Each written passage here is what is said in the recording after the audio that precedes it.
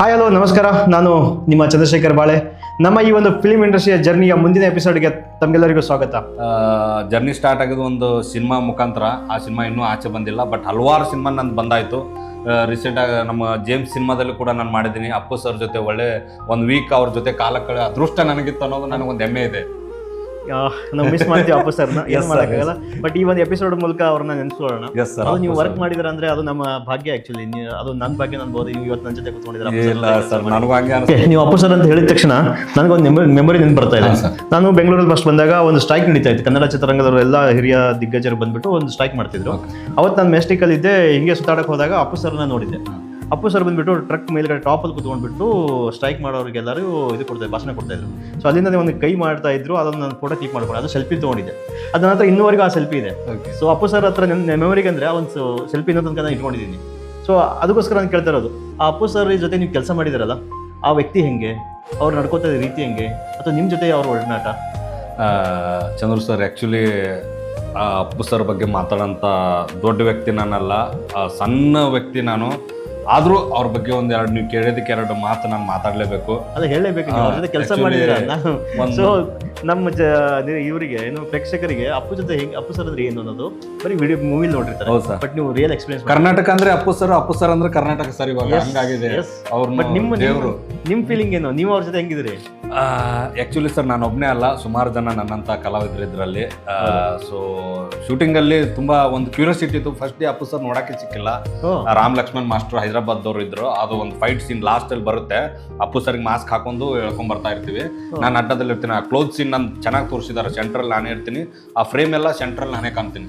ಸಖತ್ತಾಗಿ ಸೀನ್ ಕೊಟ್ಟಿದ್ದಾರೆ. ಅದು ಖುಷಿ ಆಗುತ್ತೆ ಜೇಮ್ಸ್ ಅಲ್ಲಿ. ಆ್ಯಕ್ಚುಲಿ ಆ ಸಿನಿಮಾ ಬಂದ ಮೇಲೆ ನನಗೆ ಊರಲ್ಲೆಲ್ಲ ಕಟ್ಔಟ್ ಹಾಕಿ ಸನ್ಮಾನ ಮಾಡಿದ್ರು ಸರ್.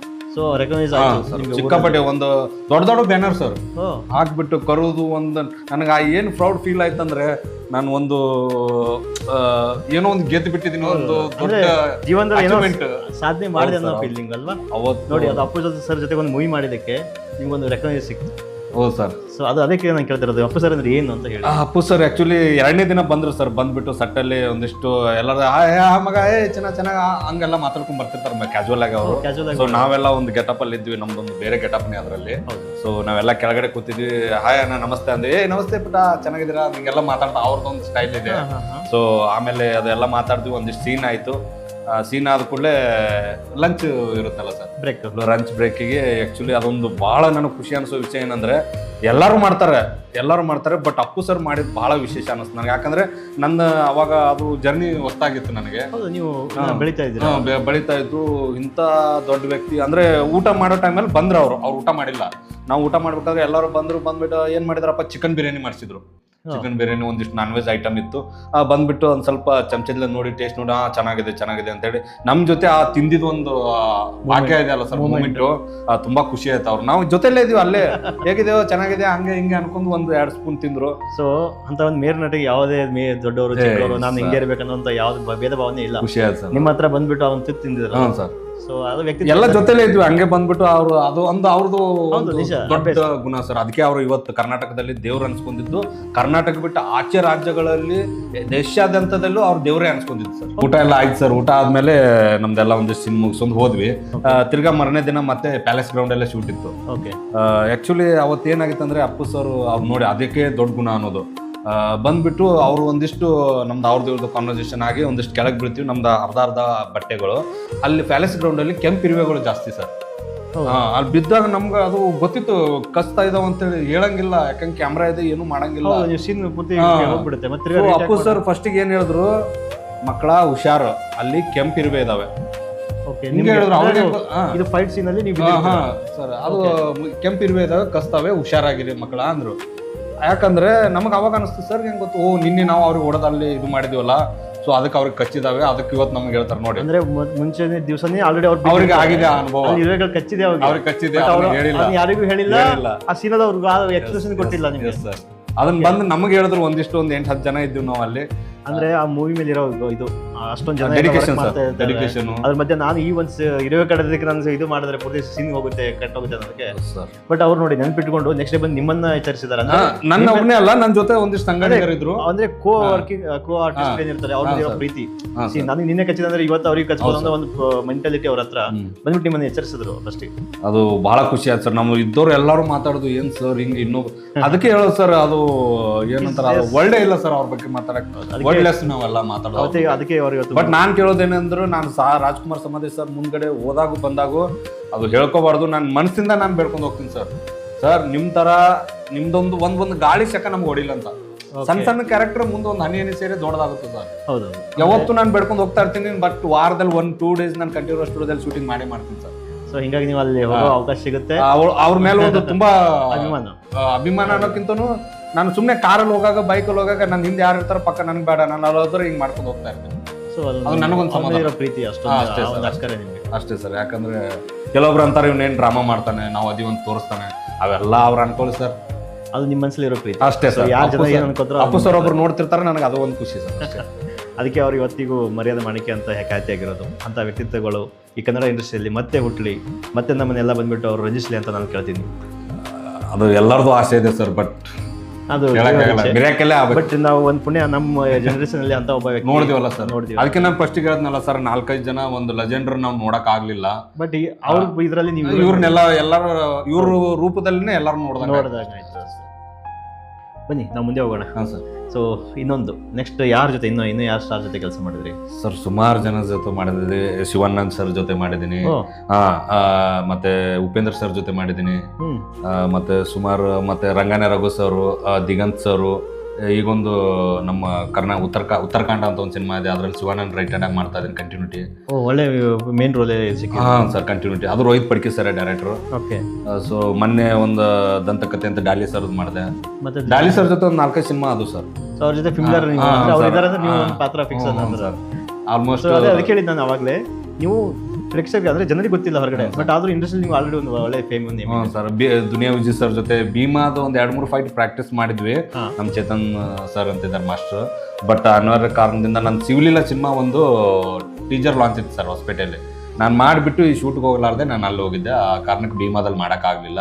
ಕರೆಕ್ಟ್. ತುಂಬಾನೇ ಸೋಷಿಯಲ್ ಮೀಡಿಯಾದಲ್ಲಿ ಓಡ್ತಾ ಇತ್ತು ಶಿವಲೀಲಾ ಬಗ್ಗೆ. ಹೌದು ಸರ್. ತುಂಬಾನೇ ಇನ್ಫ್ಲೂಯೆನ್ಸರ್ ಎಲ್ಲ ಅದ್ರ ಬಗ್ಗೆ ಹೇಳ್ತಿದ್ರು. ನಂಗೆ ಹೇಳ್ಬೋದಾ ಶಿವಲೀಲಾ ಆಕ್ಚುಲಿ ಏನು, ನಿಮ್ಮ ಒಂದು ಕ್ಯಾರೆಕ್ಟರ್ ಏನಿದೆ, ಸೊ ನಿಮ್ಗೆ ಏನು ಕೊಡ್ತು ಶಿವಲೀಲಾ?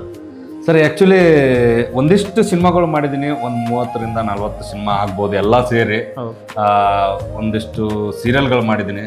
ಅದರಲ್ಲಿ ಬಂದ್ಬಿಟ್ಟು ಇದೊಂದು ವಿಭಿನ್ನ ಸಿನಿಮಾ ಅಂತ ಹೇಳಕ್ಕೆ ಇಷ್ಟಪಡ್ತೀನಿ. ಯಾಕಂದರೆ ಫಸ್ಟ್ ಆಫ್ ಆಲ್ ಬಂದು ಟ್ರಾನ್ಸ್ಜೆಂಡರ್ ಸಿನಿಮಾ, ಮಂಗಳಮುಖಿಯರ್ದು. ಟ್ರಾನ್ಸ್ಜೆಂಡರ್ದು. ಇದರಲ್ಲಿ ಮುಖ್ಯ ಪಾತ್ರದಲ್ಲಿ ಮಂಜಮ್ಮ ಜೋಗ್ತಿ ಅವರು.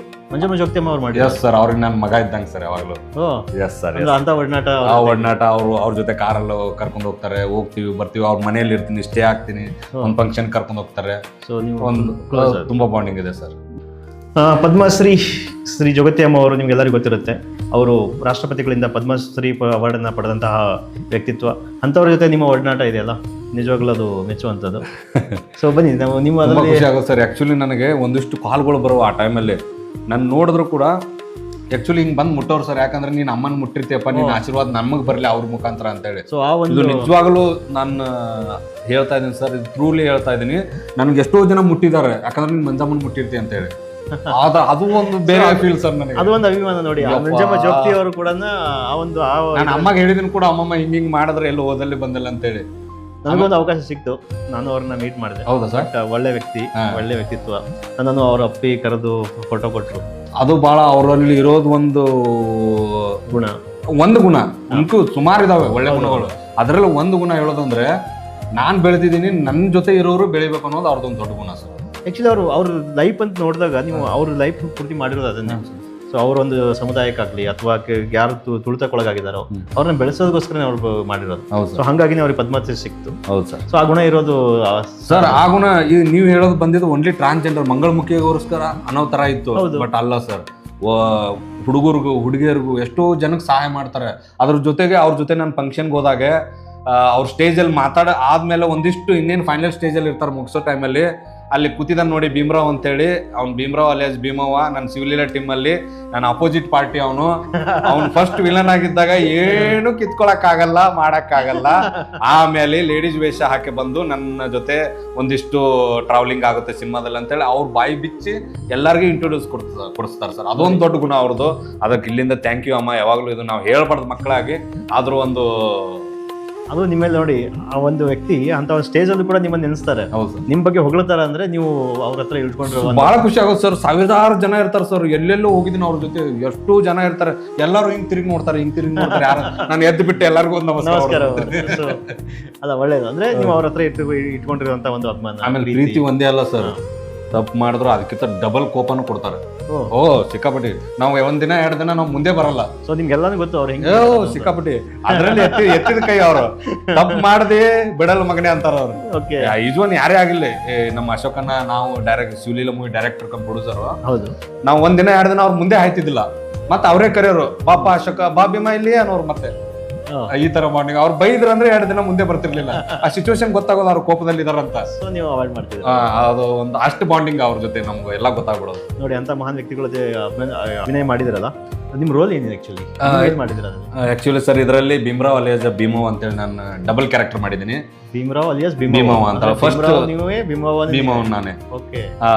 ಡೈರೆಕ್ಟರ್ ಅಶೋಕ್ ಜಯರಾಮ್ ಅವರಿಗೆ ಥ್ಯಾಂಕ್ಸ್ ಹೇಳಕ್ ಇಷ್ಟಪಡ್ತೀನಿ. ಯಾಕಂದ್ರೆ ಹಿಂಗೆ ಒಂದು ಫೋನ್ ಕಾಲ್ ಅಲ್ಲಿ ಮಾತಾಡ್ಬೇಕಾದ್ರೆ ಹೇಳಿದ್ರು, ಭೀಮ ಅವರೇ ಈಗ ಒಂಥರ ಕ್ಯಾರೆಕ್ಟರ್ ಇದೆ, ಅದನ್ನ ಮಾಡ್ಬೇಕು ಅಂತ ಹೇಳಿ. ಯಾಕಂದ್ರೆ ನಾನು ವಿಲನ್ ಆಗಿ ಆಲ್ರೆಡಿ ಮಾಡ್ತಾ ಇದ್ದೆ, ಸುಮಾರು ಮಾಡ್ತಾ ಇದ್ದೆ. ಇದರಲ್ಲಿ ವಿಲನ್ ಆಗಿ ಸೆಲೆಕ್ಟ್ ಆಗಿದ್ದೆ.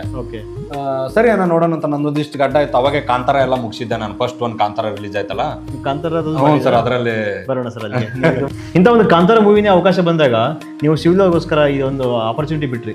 ಇದು ನಿಮ್ಮ ವರ್ಕ್ ಮೇಲೆ ಇರೋ ಕಮಿಟ್ಮೆಂಟ್ ತೋರಿಸುತ್ತೆ. ಆಕ್ಚುಲಿ ಇಂಥ ಒಂದು ಗುಣಗಳು ಇರುತ್ತಲ್ಲ, ಅದು ನಿಮ್ಮನ್ನ ಇಂಡಸ್ಟ್ರಿ ಮುಂದೆ ತಗೊಂಡೋಗುತ್ತೆ ಅಂತ ನಾನು ಹೇಳ್ತೀನಿ. ಇದು ಹಾರ್ಡ್ಲಿ ಮಾಡಿದ್ದು ಸರ್, ನಾನು ಯಾರ ಮಾತು ಕೇಳಿಲ್ಲ, ಹಾರ್ಡ್ಲಿ ಮಾಡಿ. ಅಲ್ಲ ಅದೇ ನಿಮ್ಮ ಭಕ್ತಿ, ಆ ಒಂದು ವರ್ಕ್ ಮೇಲೆ ಇರೋ ಕಮಿಟ್ಮೆಂಟು, ಭಕ್ತಿ. ಮುಂದೆ ಹೋಗೋಣ ಸರ್. Yes sir. ಇವಾಗ ನೀವು ರಿಷಬ್ ಶೆಟ್ಟಿ ಸರ್ ಆಯಿತು, ಹಂಗಾದ್ರೆ ನೀವು ಎಸ್ ಸರ್ ಜೊತೆಗೂ ಮಾಡಿರ್ತೀರ ಅಂತ ಅನ್ಸುತ್ತೆ. ಎಸ್ ಸರ್ ಜೊತೆ ಬಂದ್ಬಿಟ್ಟು ಸರ್, ಆಕ್ಚುಲಿ KGF 2ಗೆ ನಾನು ಕರೆದಿದ್ರು. ಇಲ್ಲಿ ನೈಸ್ ರೋಡ್ ಹತ್ರ ಶೂಟ್ ಮಾಡ್ಬೇಕಾದ್ರೆ ಸ್ವಲ್ಪ ಇನ್ನೂ ಒಂದು 7 ಫುಟ್ ಹೈಟು ಆ ಥರ ಎಲ್ಲ ಕೇಳಿದ್ರು. ಓಕೆ ಅಂತೇಳಿ ನನಗೆ ಅದು 7 ಫುಟ್ ಹೈಟ್ ಇಲ್ಲ ನಾನು, ಬಟ್ ಆ ಸೀನ್ಗೆ ನಾನು ಬೇಕಿತ್ತು ಅಂತ ಕರೆದಿದ್ರು. ಬಟ್ ನಾನು ಹೋಗ್ಲಿಲ್ಲ ಸರ್. ನಾನು ಆ ಟೈಮಲ್ಲಿ ಶ್ರೀನಗರ್ ಕಿಟ್ಟಿ ಸರ್ ಇದಾರಲ್ಲ, ಸಂಜು ಮತ್ತು ಗೀತಾ ಹೀರೋ, ಅವ್ರ ಜೊತೆ ನಾನು ಗೌಳಿ ಸಿನಿಮಾ ಮಾಡ್ತಾ ಇದ್ದೆ. ಆಲ್ರೆಡಿ ನಾನು ಸಿರ್ಸಿಯಲ್ಲಿದ್ದೆ ಅವಾಗ, ಆ ಕಮಿಟ್ಮೆಂಟ್ ಅಲ್ಲಿ ಇದ್ದೆ. ಸೊ ಅದನ್ನ ಮಾಡೋಕ್ಕಾಗಲಿಲ್ಲ. ಬಟ್ ಎಸ್ ಸರ್ದು ಒಂದು ಆಯ್ಡ್ ಶೂಟ್ ಮಾಡಿದೀವಿ ಸರ್. ಬಿಯರ್ಡ್ ಆಯಿಲ್ ಬರುತ್ತಲ್ಲ ಒಂದು, ಆ ಬಿಯರ್ಡ್ ಆಯಿಲ್ ಆಯ್ಡ್ ಶೂಟ್ ಮಾಡಿದ್ದೀನಿ ಅವ್ರ ಜೊತೆ. ಇದೇ ಮಿಲ್ಲರಂ ಮಿಲ್ ಅಲ್ಲಿ ಶೂಟ್ ಮಾಡಿದ್ದು. ನೋಡಿ, ಅಂತ ಒಂದು ವ್ಯಕ್ತಿ ಜೊತೆಗೂ ಸ್ಕ್ರೀನ್ ಶೇರ್ ಮಾಡೋ ಅವಕಾಶ ಸಿಕ್ಕಿದೆ. ಎಲ್ಲೋ ನಿಮ್ಗೊಂದು ಬ್ಲೆಸ್ಸಿಂಗ್ ಇದೆ. ಎಲ್ಲಾ ಕಡೆ ಒಳ್ಳೆ ಹತ್ತಿರದಿಂದ ಸರ್. ಇಷ್ಟೇ ಎಸ್ ಸರ್ ಇಲ್ಲೇ ಇರ್ತಾರೆ, ನಾನು ಇಲ್ಲೇ ಇಷ್ಟು ಹತ್ತಿರದಿಂದ ಇದೀವಿ ಸರ್. ಅಲ್ಲ, ಅದಂತೂ ನಿಜ. ನೀವು ಸ್ಕ್ರೀನ್ ಶೇರ್ ಮಾಡಿದ್ರೆ ಹತ್ತಿರದಿಂದ ಇದ್ದೀರಾ. ಬಟ್ ಅಂದ್ರೆ ನಿಮ್ಗೆ ಸಿಕ್ಕಿರೋ ಅವಕಾಶಗಳು, ಸಿಕ್ಕಿರೋ ಪಾತ್ರಗಳು, ಸಿಕ್ಕಿರೋ ವ್ಯಕ್ತಿಗಳು ಇದಾರಲ್ಲ, ಅದು ನಿಜವಾಗ್ಲೂ ನಿಮ್ಗೆ ಬ್ಲೆಸ್ಸಿಂಗ್. ಹೌದು ಸರ್. ಸೊ ಹಂಗಿದ್ರೆ ಇವಾಗ ದರ್ಶನ್ ಸರ್ ದರ್ಶನ್ ಸರ್ದು ಅದನ್ನೇ ಕ್ರಾಂತಿಯಲ್ಲಿ ಮಾಡ್ಬೇಕಿತ್ತು ನಾನು. ಅವ್ರ ಜೊತೆ ಫೋಟೋನು ಎಲ್ಲ ಇದೆ. ಪೂಜೆಗೆಲ್ಲ ಹೋಗಿದ್ವಿ, ಕ್ರಾಂತಿ ಫಸ್ಟ್ ಡೇ ಪೂಜೆ ಮಾಡ್ತಾರಲ್ಲ, ಆ ಟೈಮಲ್ಲಿ ಇನ್ನೊಂದು ಸಿನಿಮಾ ಕಮಿಟ್ ಆಗಿದೆ ನಾನು. ಐ ಥಿಂಕ್ ಸೊ ನಮ್ಮ ಕರಿಯಾ 2 ಹೀರೋ ಇದಾರಲ್ಲ, ಮೊನ್ನೆ ಸಂತೋಷ್ ಬಾಲರಾಜ್ ಅವ್ರು ತೀರ್ಕೊಂಡ್ರಲ್ಲ, ಕರಿಯಾ 2 ಮತ್ತೆ ಏನು ಸರ್ ಅವ್ರದ್ದು ಫಸ್ಟ್ದು ಆ ಹೀರೋದು ಬರ್ಕ್ಲಿ ಅಂತ ಸಿನಿಮಾ ಮಾಡ್ತಾ ಇದ್ವಿ. ಅದು ಇನ್ನೂ ರಿಲೀಸ್ ಆಗಿಲ್ಲ. ನಮ್ಮ ಸಂತೋಷ್ ಸರ್ ಈಗ ಇತ್ತೀಚೆಗೆ ತೀರ್ಕೊಂಡ್ರು. ಸರ್ ಆ ಸಿನಿಮಾದಲ್ಲಿ ಬಿಜಿ ಇದ್ದೆ ನಾನು, ಹಿಂಗಾಗಿ ಅದನ್ನ ಮಾಡೋಕ್ಕಾಗಲಿಲ್ಲ ದರ್ಶನ್ ಸರ್. ಅಂದರೆ ಈ ಸಿನಿಮಾ ಇಂಡಸ್ಟ್ರಿಯಲ್ಲಿ ಕೆಲವೊಂದ್ಸಲ ತುಂಬ ಅವಕಾಶಗಳು ಸಿಗುತ್ತೆ. ಇವನ್ ನೀವು ಕಮಿಟ್ಮೆಂಟ್ ಕೊಡೋಕ್ಕಾಗದೇ ರೀತಿ ಬಂದಾಗ ಕೆಲವೊಂದ್ಸಲ ಒಳ್ಳೊಳ್ಳೆ ಅವಕಾಶಗಳು ಮಿಸ್ ಆಗುತ್ತೆ ಅನ್ನೋದಕ್ಕೆ ಇದೊಂದು ಉದಾಹರಣೆ. ಸೊ ಇಂಡಸ್ಟ್ರಿಯಲ್ಲಿ ನೀವು ಒಳ್ಳೆ ಪ್ರತಿಭೆ ಇದೆ, ನಿಮ್ಗೆ ಒಂದು ಒಳ್ಳೆ ಆ್ಯಕ್ಟಿಂಗ್ ಮಾಡೋಂತಹ ಒಂದು ಹಂಬಲ್ ಇದೆ ಅಂದರೆ ಡೆಫಿನೆಟ್ಲಿ ನಿಮ್ಗೆ ವರ್ಕ್ ಸಿಗುತ್ತೆ. ನಾವು ಈಗ ಬರೋಣ ಸರ್. ಇಷ್ಟೋ ತನಕ ನೀವು ಹಿಸ್ಟ್ರಿ ಹೇಳಿದ್ರಿ, ನೀವು ಎಲ್ಲಿಂದ ಏನು ಅಂತ ಎಲ್ಲ ಪರಿಚಯ ಮಾಡಿಕೊಟ್ರಿ. ಬಟ್ ನಾನು ನಿಜವಾಗ್ಲೂ ಬೇಕಾಗಿರೋದು ನನ್ನ ಬಿಗ್ನರ್ಸ್, ನಂದು ವ್ಯೂವರ್ಸ್ ಇದ್ದಾರೆ. ಸೊ ಆ ಬಿಗ್ನರ್ ವ್ಯೂವರ್ಸ್ ಇವತ್ತು ಇಂಡಸ್ಟ್ರಿಲಿ ಬರಬೇಕಂತ ಕನಸುಗಳು ಕಟ್ಕೊಂಡಿರ್ತಾರೆ. ಅವ್ರಿಗೊಂದು ಡ್ರೀಮ್ ಇರುತ್ತೆ. ನೀವು ಹೆಂಗೆ ಎಷ್ಟು ಜೊತೆಗೆ ಸ್ಕ್ರೀನ್ ಶೇರ್ ಮಾಡಿದ್ರಿ, ಅವ್ರು ಸಣ್ಣ ಪುಟ್ಟ ಒಂದು ಸ್ಕ್ರೀನಲ್ಲಿ ಬಂದು ಹೋದ್ರು ಅಪಿಯರೆನ್ಸ್ ಆಗುವಂಥ ಒಂದು ಅವಕಾಶ ಕಾಯ್ತಾ ಇರ್ತಾರೆ.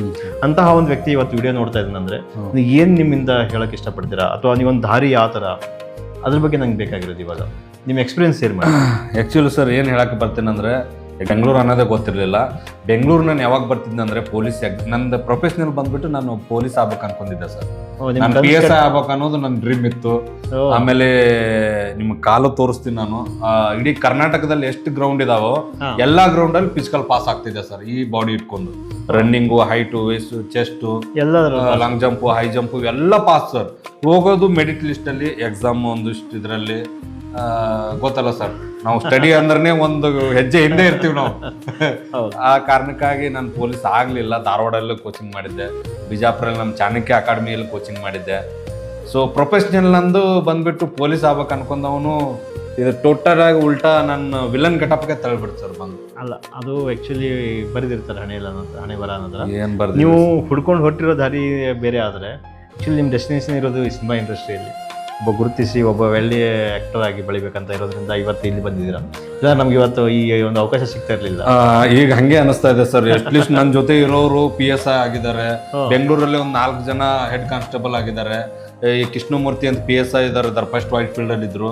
ಅವ್ರ ಹಾಸನದವರು ಈಗ ಇಲ್ಲೇ ನಮ್ಮ RR ನಗರದಲ್ಲಿ ಇದ್ದಾರೆ. ಇಲ್ಲಿ ನಮ್ಮ ಸುಮಾರು ಜನ ಪೊಲೀಸರು ಅವರು ನನ್ಗೊಂದು ಒಂದು ಹಿಂಗ್ ಬೆನ್ ತಟ್ತಾರೆ ಸರ್, ಖುಷಿ ಆಗತ್ತಪ್ಪ ನೀನ್ ನೋಡಿದ್ರೆ ಅಂತ ಹೇಳಿ. ಆ ತರ ಒಂದು ಖುಷಿ. ಮೊನ್ನೆ ಬೆಳಗಾವಲ್ಲಿ ನಾವು ಹೋದಾಗನು ಒಂದು ಡಬಲ್ ಸ್ಟಾರ್ಗಳೆಲ್ಲ ನನ್ನ ನಂಬರ್ ತಗೊಂಡು ಖುಷಿಯಾಗಿ ಏನಿದ್ರು ಫೋನ್ ಮಾಡಪ್ಪಿ, ಇಲ್ಲಿ ಬೆಳಗಾವ್ ಬಂದ್ರೆ ಏನ್ ಸಪೋರ್ಟ್ ಬೇಕಲ್ಲ ಆ ತರ ಎಲ್ಲ ಮಾಡಿದವ್ರು ಇದಾರೆ. ಇವಾಗ ಅನಿಸ್ತಾ ಇದೆ ಏನು ದೇವ್ರು ಮಾಡ್ತಾನೆ, ಅದು ಪಟ್ ಎಲ್ಲರಿಗೂ ಅದು ಕೆಟ್ಟದ್ ಅನ್ಸುತ್ತೆ ಅದು ಸ್ಟಾರ್ಟಿಂಗ್ ಅಲ್ಲಿ. ದೇವ್ರಿಗೆ ಪಕ್ಕ ಗೊತ್ತಿರುತ್ತೆ, ಮಗನೇ ಇದು ಬೇಡ, ಇಲ್ಲೇ ಹೋಗಿ ನೀನ್ ಅಂತ ಹೇಳಿ. ಇದು ಯಾಕೆ ನನ್ನ ಜೊತೆ ನಡೀತಾ ಇದೆ ಫೀಲ್ ಆಗುತ್ತೆ. ಬಟ್ ಅದಕ್ಕೊಂದು ರೀಸನ್ ಇರುತ್ತೆ. ದೇವ್ರಿಗೆ ನಾವು ಬೈಕೋತಾ ಇರ್ತೀವಿ, ಏನ್ ದೇವ್ರೆ ನಾನ್ ಕಾಣ್ತಾ ಇಲ್ವಾ, ನನ್ ಕಷ್ಟ ಕೊಡ್ತಾ, ಅವ್ನ್ ಬೇಕಂತ ಕಷ್ಟ ಕೊಟ್ಟಿರ್ತಾನೆ ನೋಡಿ. ಒಂದ್ಸಲ ಈ ಕಷ್ಟ ಹಿಂಗ್ ತೆರೆದ್ರೆ ಸಾಕು, ನಿನ್ಗೊಂದ್ ದಾರಿ ಇದೆ ಅಂತ. ಹೌದು, ಎಲ್ಲ ಆಗೋದು ಒಳ್ಳೇದು ಇದಕ್ಕೆ ನೋಡಿ. ಇವತ್ತು ನೀವು ಅಂತದ್ದು ಒಳ್ಳೆ ವ್ಯಕ್ತಿಗಳು ಯಾರು PS ಆಗಿದ್ದಾರೆ, ಎಲ್ಲ ಆಗಿದ್ದಾರೆ. ಬಟ್ ನೀವು ಹುಡುಕಿರೋ ದಾರಿ ಇದೆಯಲ್ಲ, ಅದು ಉತ್ತರ ಕರ್ನಾಟಕದಿಂದ ಬಂದು ಇಲ್ಲಿ ಬೆಂಗಳೂರು ಅಂತ ಒಂದು ನಾಡಲ್ಲಿ ಈ ಇಂಡಸ್ಟ್ರಿಯಲ್ಲಿ ದಾರಿ ಹುಡ್ಕೊಂಡು ಬೆಳೆಯೋದಿಲ್ಲ, ಅಷ್ಟು ಈಜಿ ಅಲ್ಲ. ಸೊ ನಿಜವಾಗ್ಲೂ ಅಪ್ರಿಷಿಯೇಟ್ ಮಾಡ್ಬೇಕಾಗಿರುತ್ತೆ. ನಾನು ಏನ್ ಹೇಳಕ್ ಇಷ್ಟಪಡ್ತೀನಿ ಸರ್ ಅಂದ್ರೆ, ಈಗ ನೀವು ಹೇಳಿದ್ರಲ್ಲ ನನ್ನಂತ ಬರೋ ಒಂದು ಚಿಕ್ಕ ಕಲಾವಿದರಿಗೆ ಒಂದು ಮಾರ್ಗದರ್ಶನ ಕೊಡಿ ಅಂತ. ಅದು ಬೇಕಾಗಿರೋದು. ಸೊ ಆಕ್ಚುಲಿ ಏನಂದ್ರೆ ಬೆಂಗಳೂರಲ್ಲಿ ಬಂದು ಒಂದು ಕಲಾವಿದ ಆಗ್ಬೇಕನ್ನೋದು ಬಹಳ ಕಷ್ಟ ಇದೆ ಸರ್. ಅದನ್ನ ನಾವು ಈಸಿಯಾಗಿ ಮಾಡ್ಕೋಬೇಕಂದ್ರೆ ಒಂದಿಷ್ಟು ಕಲಿತು ಬರಬೇಕು, ಒಂದಿಷ್ಟು ನಿಮ್ಮಂತರ ಗೈಡ್ ಮಾಡೋರು ಇರ್ತಾರೆ. ಈಗ ಅವ್ರದ್ದೊಂದಿಷ್ಟು ಮಾತು ಕೇಳ್ಬೇಕು, ಒಂದಿಷ್ಟು ನಾವು ನಾಟಕ ಡ್ರಾಮಾಗಳೆಲ್ಲ ಆಡಿರ್ಬೇಕು. ಇಲ್ಲಿ ಬಂದು ನಮ್ಗೆ ಆಕ್ಟಿಂಗ್ ಅಲ್ಲಿ ಒಂದೇ ಪಾತ್ರ ಸಿಗುತ್ತೆ, ವಿಲನೇ ಸಿಗುತ್ತೆ ಅನ್ನೋದು ನಾವು ಹೇಳೋದು ತಪ್ಪ. ನಮ್ಗೆ ಅಳೋದು ಸಿಗ್ಬೋದು, ನಗೋದು ಸಿಗ್ಬೋದು, ಆಮೇಲೆ ಡಿಫ್ರೆಂಟ್ ಕ್ಯಾರೆಕ್ಟರ್ ಕೊಟ್ಬಿಡ್ತಾರೆ, ಹುಚ್ಚನ್ ಪಾತ್ರ ಕೊಡ್ತಾರೆ. ಆಕ್ಚುಲಿ ಗೀತಾದಲ್ಲಿ ನಾನು ಒಂದು ಹುಚ್ಚನ್ ಪಾತ್ರ ಮಾಡಿದ್ದೀನಿ ಸೀರಿಯಲ್ ಅಲ್ಲಿ, ಅದನ್ನ ಆಮೇಲೆ ಹೇಳ್ತೀನಿ. ಏನೇನೋ ಕೊಟ್ಬಿಡ್ತಾರೆ, ಅದನ್ನೆಲ್ಲ ಆರ್ಟಿಸ್ಟ್ ಆದವನು ಪ್ರತಿಯೊಂದು ಮಾಡ್ಬೇಕಾಗುತ್ತೆ. ಸೊ ಅದಕ್ಕೆ ನಾವು ಪ್ರಿಪೇರ್ ಆಗ್ಬೇಕಂದ್ರೆ ಸೊ ತುಂಬ ಕಷ್ಟ ಇದೆ. ಆ ಕಷ್ಟದಲ್ಲೂ ನೀವು ಬಂದು ಇದನ್ನ ಮಾಡ್ತೀನಿ ಅಂದರೆ ಮನೆಯವ್ರದ್ದೊಂದಿಷ್ಟು ಸಪೋರ್ಟು ಇರಲ್ಲ ನಮಗೆ. ಯಾಕಂದರೆ ಈ ನನ್ನ ಮಗನಿಗೆ ಏನೋ ಹೇಳಿದ್ದೀವಿ, ಏನೋ ಮಾಡ್ತಾವನೆ, ಕಲಿತು ಒಂದು ನೌಕರಿ ಮಾಡಂದ್ರೆ ನೌಕರಿ ಮಾಡ್ತಾ ಇಲ್ಲ, ಇವನಿಗೆ ಆ್ಯಕ್ಟಿಂಗ್ ಮೇಲೆ ಫೋಕಸ್ ಇದೆ, ಒಂದಿಷ್ಟು ಈ ಥರ ಎಲ್ಲ ಮಾತಾಡ್ತಲ್ಲ. ಅದು ನೀವು ಬ್ಲೇಮ್ ಮಾಡೋಕ್ಕಾಗಲ್ಲ. ಯಾಕಂದ್ರೆ ನಾವು ಬೆಳೆದು ಬಂದಿರೋ ವಾತಾವರಣ ಹಂಗೆ. ಅವ್ರಿಗೆ ಸಿನಿಮಾ ಇಂಡಸ್ಟ್ರಿ ಅಂದ್ರೆ ಗೊತ್ತಿಲ್ಲ, ಅಲ್ಲಿ ಏನ್ ನಡೀತಾ ಅನ್ನೋದ್ರ ಬಗ್ಗೆ ಗೊತ್ತಿಲ್ಲ. ಅವ್ರಿಗೆ ಕಂಡಿರೋದು ಏನೋ ಒಂದು ಸ್ಕ್ರೀನ್ ಅಲ್ಲಿ ಒಬ್ಬ ಹೀರೋಯಿನ್ ಇವನ್ ಹೆಂಗ್ ಹೋಗಿ ಹೀರೋ ಆಗ್ತಾನೆ ಅನ್ನೋ ಒಂದು ಮೆಂಟಾಲಿಟಿ. ಅಂದ್ರೆ ಅವ್ರು ನೋಡಿರೋ ಬೆಂಗಳೂರು ಅಂದ್ರೆ ಒಂದು ಬೇರೆ ಲೆವೆಲ್ ನೋಡಿರ್ತಾರೆ. ಸೊ ಹಿಂಗಾದಾಗ ಆ ಕನ್ಸ್ ಕಟ್ಟೋದೇ ಒಂದು ತಪ್ಪನ್ನೋ ತರ ಬಂದ್ಬಿಡುತ್ತೆ. ಬಟ್ ಅಂತ ಒಂದು ಇದರಲ್ಲಿ ಕನ್ಸ್ ಕಟ್ಕೊಂಡ್ ಬರ್ತಿರಲ್ಲ, ಅದು ನಿಜವಾಗ್ಲೂ ಮೆಚ್ಚಬೇಕಾಗಿರೋದು. ಅದೇ ಹೇಳಿ, ಇವಾಗ ಕಲಿಬೇಕಂದ್ರೆ ಏನು ದಾರಿಗಳಿದೆ, ಎಲ್ಲೋ ಕಲಿಬೇಕು, ಯಾರಿದ್ದಾರೆ? ಒಂದಿಷ್ಟು ಕ್ಲಾಸಸ್ಗಳು ಇದಾವೆ ಸರ್, ರಂಗಾಯಣ ಕ್ಲಾಸಸ್ ಇದಾವೆ, ಮತ್ತೆ ನಮ್ಮ ಇವರು ಸತೀಶ್ ನೀನಾಸಮ್ ಕಲ್ತದಂತ ಕ್ಲಾಸಸ್ ಇದಾವೆ. ಸುಮಾರು ಈಗ ಬೆಂಗಳೂರಲ್ಲಿ ಸುಮಾರು ಕ್ಲಾಸಸ್ ಆಗಿದಾವೆ. ಸೊ ನಿಮ್ಗೆ ಯಾವ್ದು ಕಂಫರ್ಟಬಲ್ ಆಗುತ್ತೆ ಅದನ್ನ ಕಲ್ತ್ಕೊಂಡ್ ಬಂದ್ರೆ ಒಳ್ಳೇದು. ಇಲ್ಲಾಂದ್ರೆ ಡೈರೆಕ್ಟರ್ ಮುಂದೆ ಒಂದಿಷ್ಟು ಜನಗಳ ಮುಂದೆ ಅಲ್ಲಿ ಅವಮಾನ ಅನುಭವಿಸೋರು ನಾವೇ ಆಗ್ತೀವಿ. ಅದು ನಿಜ. ಸೊ ಆ ಅನುಭವಿಸೋದು ಬೇಡ ಅಂದ್ರೆ ಒಂದಿಷ್ಟು ಕಲಿತ್ರೆ ಓಕೆ, 1 ಟೇಕ್ 2 ಟೇಕ್ 3ನೇ ಟೇಕಿಗೆ ನೀವು ಫಿನಿಶ್ ಆಗ್ಬಿಡ್ತೀರಾ. ಅಲ್ಲ ನೋಡಿ, ನೀವು ಒಂದು ಇವತ್ತು IPS ಆಗ್ಬೇಕು, ಬಟ್ ಅದು ಕಲಿಬೇಕು. PSI ಸರ್, IPS ಅಲ್ಲ, PSI ಆಗೋಕೆ ಹೊರಟರು ಕೂಡ ನೀವು ಎಷ್ಟು ವರ್ಷ ಕಲಿತಿದ್ದೀರಾ, ಎಷ್ಟು ಎಕ್ಸಾಮ್ಗಳು ಪಾಸ್ ಆಗ್ಬೇಕು ಅಂತ. ಒಂದು PSI ಆಗ್ಬೇಕಾದ್ರೆ ಎಕ್ಸಾಮ್ಗೆ ಇಷ್ಟ ಆಗ್ಬೇಕಾದ್ರೆ ಒಬ್ಬ ಹೀರೋ, ಒಬ್ಬ ವಿಲನ್ ಆಗಿ ಒಂದು ಈ ಸಿನಿಮಾ ರಂಗದಲ್ಲಿ ಮಿಂಚಬೇಕಾದ್ರೆ ನೀವು 1 ದಿವಸ 2 ದಿವಸ ಆಗಂತ ಅಲ್ವೇ ಅಲ್ಲ. ಸೊ ಅದಕ್ಕೊಂದು ಪ್ರಿಪ್ರೇಷನ್, ಅದಕ್ಕೂ ಒಂದು 6 ರಿಂದ 7 ವರ್ಷ ಆಯ್ತು ಸರ್ ನಾನು ಈ ಸ್ಟೇಜಿಗೆ ಬರ್ಬೇಕಾದ್ರೆ.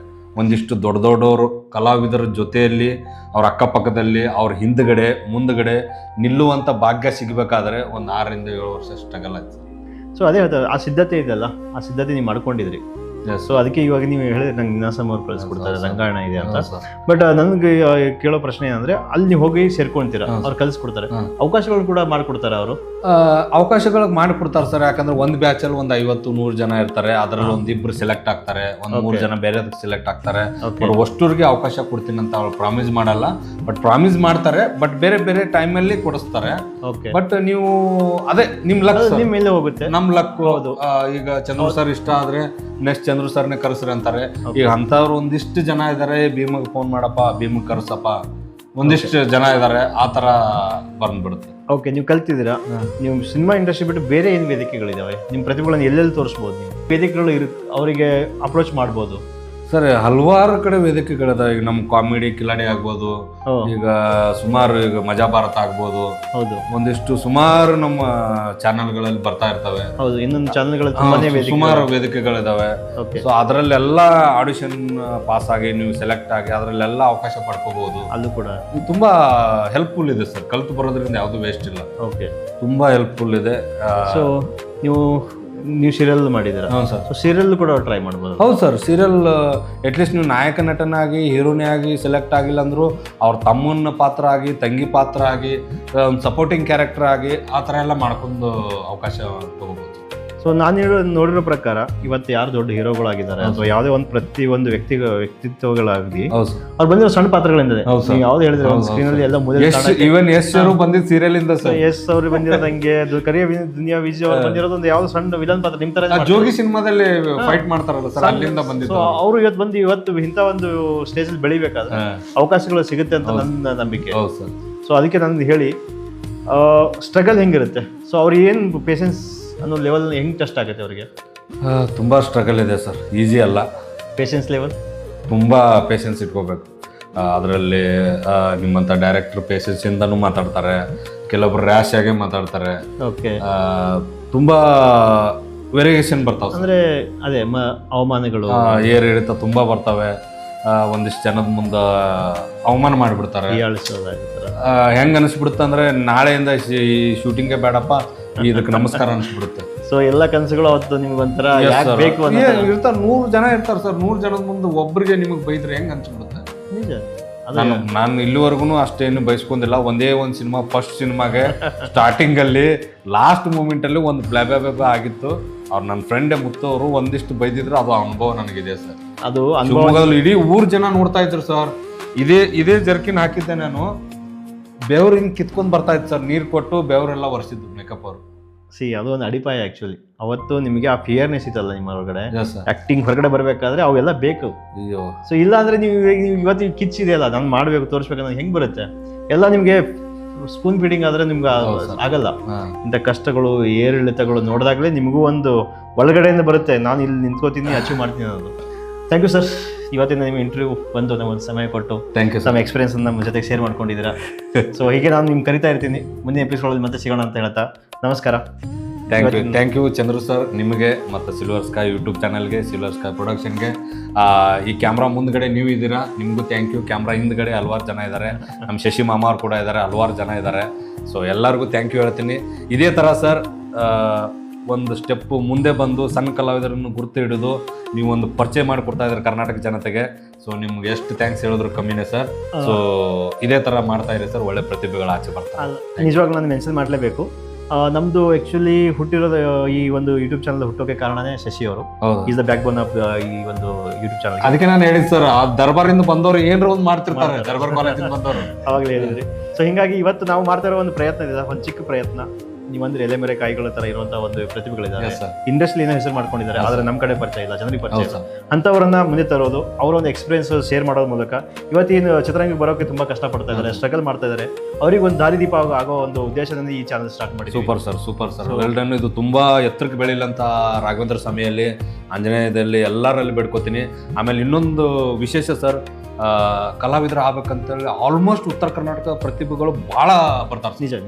ಈಗ ನಮ್ಮ ದಕ್ಷಿಣ ಕನ್ನಡದವ್ರು, ನಮ್ಮ ಮಂಡ್ಯ, ಮೈಸೂರು, ಹಾಸನ ಎಲ್ಲ ಕಡೆದವ್ರು ಇದ್ದಾರೆ, ಬಟ್ ಜಾಸ್ತಿ ಜನ ಬರೋದು ಉತ್ತರ ಕರ್ನಾಟಕದಿಂದ ಸರ್. ಅದಕ್ಕೆ ನಾನು ಹೇಳಿದೆ, ಉತ್ತರ ಕನ್ನಡದಲ್ಲಿ ಆ ಒಂದು ಹುಚ್ಚಿದೆ, ಆ ಸಿನಿಮಾ ರಂಗದ ಬಗ್ಗೆ ಒಂದು ಒಲವು ಇದೆಯಲ್ಲ, ಅದು ನಿಜವಾಗ್ಲೂ ಉತ್ತರ ಕನ್ನಡ ಜೀವಂತ ಇದೆ. ಎಲ್ಲರೂ ಇವ್ರ ಚಾನೆಲ್ ನೋಡ್ರಿ, ಇವ್ರ ಚಾನೆಲ್ ಅಲ್ಲಿ ಒಳ್ಳೆ ಮೆಸೇಜ್ ಇದೆ.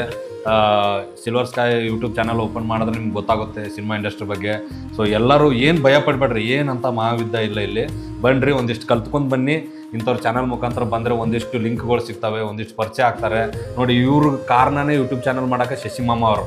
ಸೊ ಹಾಗೆ ಒಬ್ಬೊಬ್ರು ಸಿಕ್ಕರು ಅಂದರೆ ಒಬ್ಬೊಬ್ರು ಎಲ್ಲೆಲ್ಲೋ ಹೋಗ್ಬೋದು, ಒಂದು ದಾರಿ ತೋರಿಸ್ತಾರೆ. ಸೊ ಇಷ್ಟು ಹೇಳೋಕ್ಕೆ ಇಷ್ಟಪಡ್ತೀನಿ. ಆಗಲಿ, ನೀವು ಹೇಳಿದಂತೆ ನಿಮ್ಮ ಸೀಟಲ್ಲಿ ಇನ್ನೂ ದೊಡ್ಡ ದೊಡ್ಡ ಸ್ಟಾರ್ಗಳು ಬಂದು ಕುತ್ಕೊಳ್ಳೋವಾಗಲಿ ಅಂತ ನಾನು ಕೇಳ್ತಿದ್ದೀನಿ. ಹಾಗೆ ನಾವು ನೀವು ಹೇಳಿದ ಪ್ರಕಾರ ಇನ್ನೊಂದು ಪ್ರತಿಭೆಗಳಿಗೆ ದಾರಿದೀಪ ಡೆಫಿನೆಟ್ಲಿ ಟ್ರೈ ಮಾಡ್ತೀವಿ. ನಮ್ದು ಏನು ಪ್ರಯತ್ನ ಆಗುತ್ತೋ ನಾವು ಮಾಡೋಕ್ಕೆ ರೆಡಿ ಇದ್ದೀವಿ. Thank you sir. Thank you sir. ನಮಸ್ಕಾರ. ಮುಂದಿನ ಎಪಿಸೋಡಲ್ಲಿ ಮತ್ತೆ ಸಿಗೋಣ. ಅಲ್ಲಿವರೆಗೂ thank you and bye. Thank you.